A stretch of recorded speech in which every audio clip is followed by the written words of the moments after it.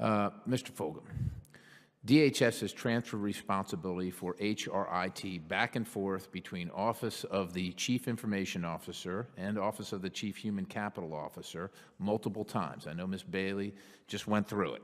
Specifically in 2003, OCHCO was assigned responsibility. We call that the OCHO.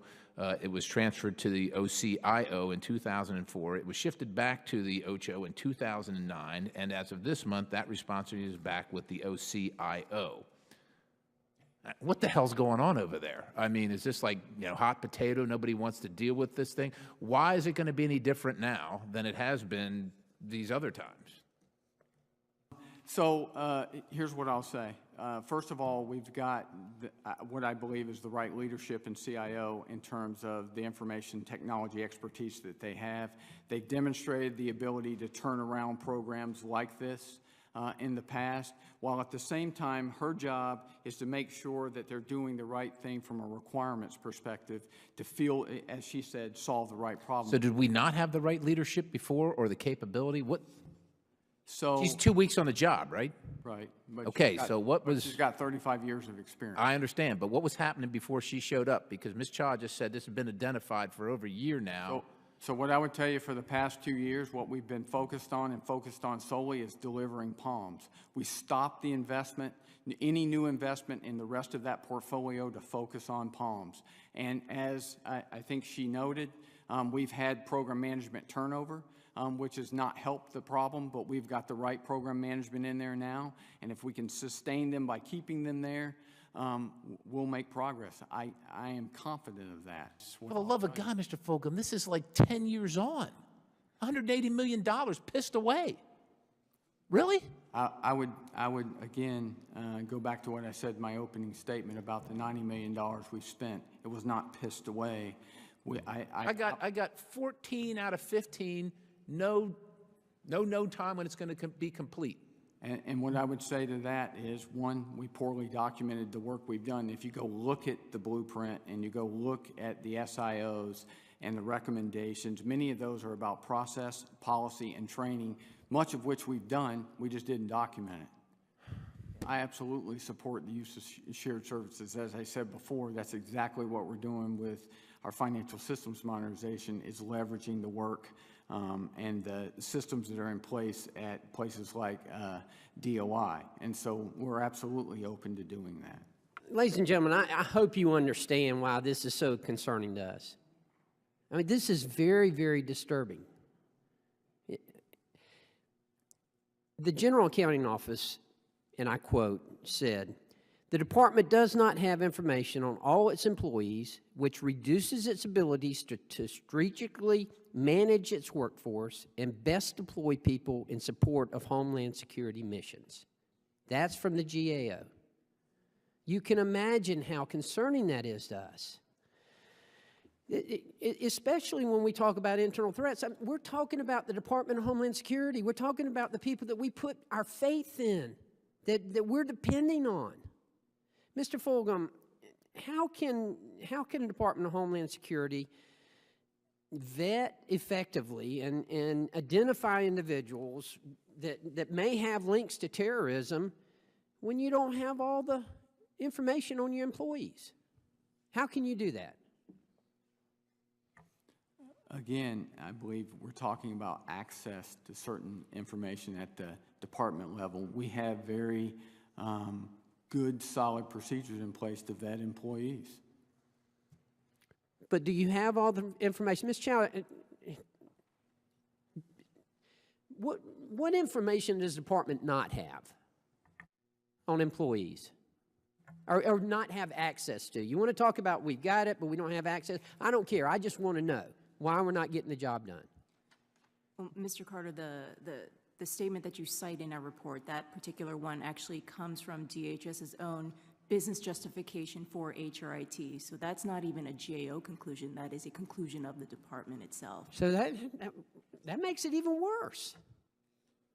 But again, that's why we built the business intelligence, to get that information. As far as the security vetting goes that goes on throughout the department, we're confident in the procedures that we have in place and the vetting procedures that we use, which includes the security clearance process. All right, tell me what information you're lacking on employees. Are you lacking any information, or do you not have access to any information? I want to leave today assured that you can tell me that we don't have any internal threats from any of our employees.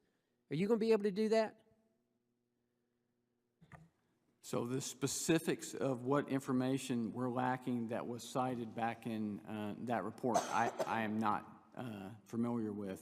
That said, what I will say is the following, again, that I believe we have very solid, secure procedures and processes in place to vet employees.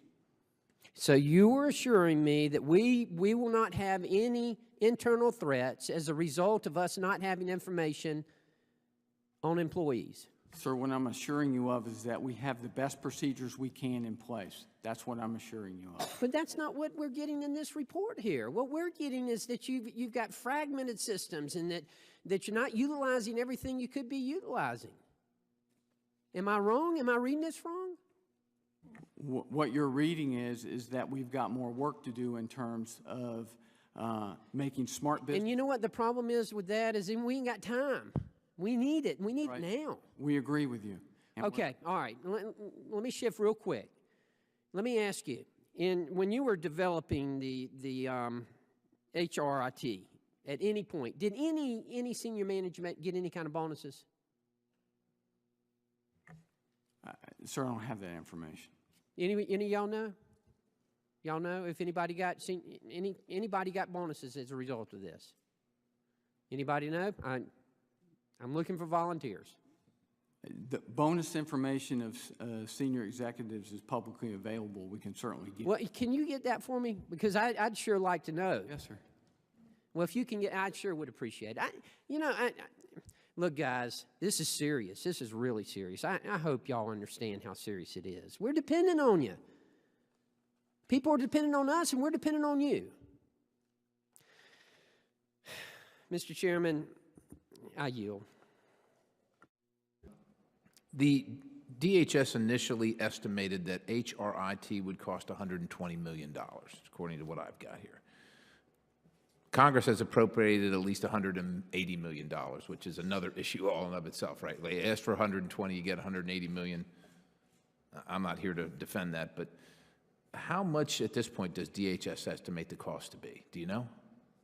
So that's exactly why we're doing a life cycle cost estimate, to make sure we get it right.